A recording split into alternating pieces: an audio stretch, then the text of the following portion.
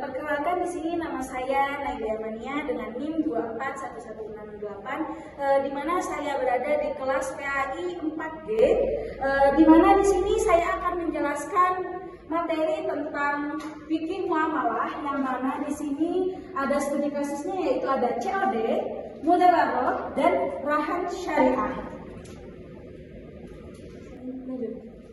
Nah, yang di sini yang pertama itu ada kasus yang pertama di sini, yaitu problematika hukum sistem COD di marketplace. Nah, yang menjadi pertanyaan di sini yang pertama itu, apakah aturan bayar dulu baru buka paket merusak keabsahan akad jual beli dalam Islam? Nah, jawabannya yang pertama di sini yaitu kita harus mengetahui dulu kasus di sininya apa.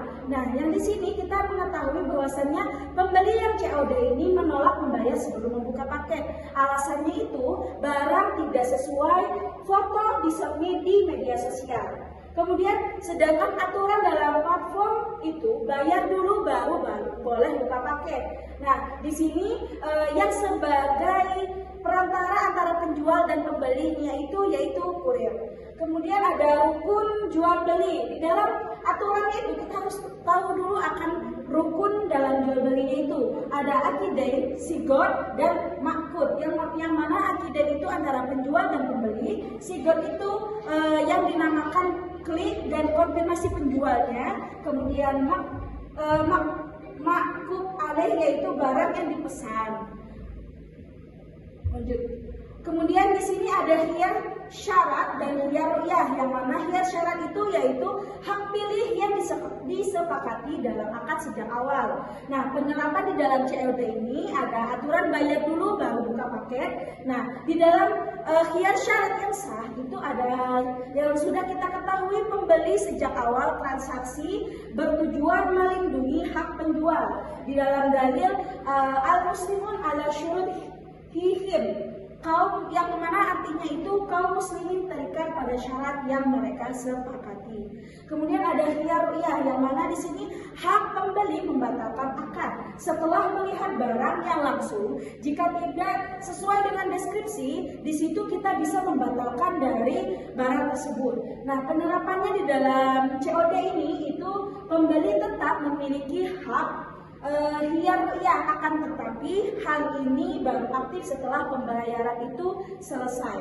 Nah, mekanisme return platform itu sebagai pengganti khiyar ru'yah secara modern. Kemudian kasus yang kedua yang saya ambil yaitu skema guaranteed return pada investasi startup dengan akad mudharabah. Nah, yang menjadi pertanyaan di sini yaitu apakah menjanjikan keuntungan tetap dan jaminan modal 100% diperbolehkan dalam akad mudharabah. Nah, di sini kita harus mengetahui fakta kasusnya terlebih dahulu. Sebagai startup itu menggalang modal dengan akad mudharabah, menjanjikan keuntungan tetap 10% per bulan. Menjamin modal investor aman 100%, berlaku meskipun proyek mengalami kerugian operasional.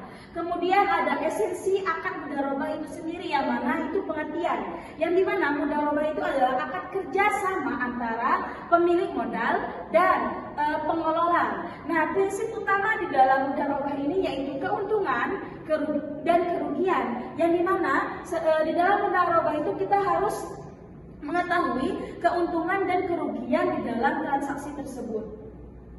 Lanjut. Nah, di sini ada mengapa guaranteed return itu haram. Nah, ada 3 alasan utama yang saya ketahui di sini, yaitu yang pertama itu melanggar prinsip bagi hasil keuntungan tetap, yang mana di sini bisa mengubah mudharabah menjadi utang berbunga atau yang dinamakan riba. Kemudian yang kedua yaitu ada melanggar prinsip tanggung resiko, yang dimana di dalam kaidah fikih itu al-ghunmu bil ghurmi, yang mana artinya itu keuntungan harus sebanding dengan resiko yang ditanggung. Kemudian yang ketiga yaitu ada mengandung goror, yang dimana Rasulullah SAW bersabda melarang jual beli yang mengandung goror, hadis riwayat Muslim. Kemudian ada mengapa Kemudian yang kedua ada pembagian kerugian, yang dimana jika kerugian bukan akibat dari kelalaian mudarib atau yang dimana pihak tanggung jawab, sahibul mal, dan kerugian finansial. Mudarib kerugian tenaga dan waktu. Jika kerugian akibat kelalaian mudarib wajib menanggung seluruh kerugian tersebut. A few moments later. Kemudian ini yang ketiga, saya mengambil penentuan biaya mu'nah berdasarkan nilai taksiran barang gadai. Yang mana pertanyaannya di sini saya mengambil apakah biaya mu'nah itu berbasis nilai taksiran, aman secara syariat atau berpotensi riba, terserbu. Nah, di sini saya mengambil kasus yaitu nasabah menggadaikan emas di lembaga gadai syariah, yang mana lembaga tidak mengambil bunga, menetapkan biaya mu'nah atau pemeliharaan dan penyimpanan. Biaya dihitung dari nilai taksiran emas, bukan biaya real penyimpanan. Di dalam dasar hukum rahan itu ada dalil Al-Quran yang mengatakan bahwasannya, yang artinya maka hendaklah ada barang jaminan yang dipegang, yang dimana di sini dalam Quran surah Al-Baqarah ayat 283. Yang mana di sini kita juga harus mengetahui dari sifat akad rahan. Nah, akad rahan itu bersifat tabarruk, yang mana itu artinya tolong menolong, bukan akad komersial untuk mencari keuntungan semata. Nah, kemudian di sini ada larangan biaya basis pinjaman dalam kaidah fikih, yang mana setiap utang yang mendatangkan tambahan manfaat itu adalah riba. Kemudian ada analisis biaya berbasis nilai taksiran. Ini berpotensi tidak sah karena nilai taksirannya itu menentukan platform peminjaman, kemudian tingginya taksiran, kemudian besarnya pinjaman itu bisa dikatakan dengan mu'nah. Nah, secara langsung itu masih berkorelasi dengan jumlah pinjaman, berpotensi menjadi hilah atau rekayasa. Rihan mendatangkan tambahan manfaat itu adalah riba. Kemudian mekanisme mu'nah yang benar. Nah, di dalam syarat mu'nah yang sah itu ada yang pertama itu berdasarkan biaya aktual penyimpanan. Kemudian ada bersifat flat, kemudian transparansi sejak awal, kemudian tidak melebihi kewajaran biaya pasar.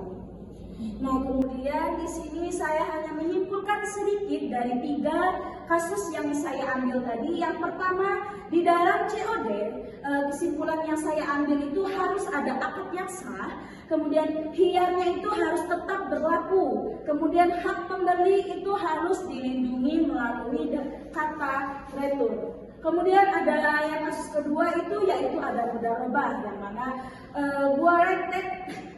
retur itu haram, wajib berbasis nisbah dan beresiko bersama. Kemudian yang ketiga yang terakhir tadi yaitu rahan mu'nah harus berbasis biaya real atau nyata, bukan nilai taksiran atau jumlah pinjaman. Pembeli terlindungi melalui retur.